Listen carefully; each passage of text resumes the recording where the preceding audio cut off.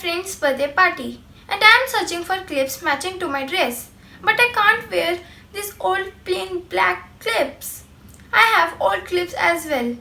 They are colorful but they are very old, so I have to give them a new look. Oh, Kudoz? Hi Kudoz, this is me Anika and welcome back to my YouTube channel Kudoz Craze. So as you all know that today I am going to attend my friend's birthday party and I am searching matching clips which I match to my dress. So in this video I am going to show you how you can give a new look to your old clips and how you can decorate these plain black Tic Tacs with your own design. So let's get started.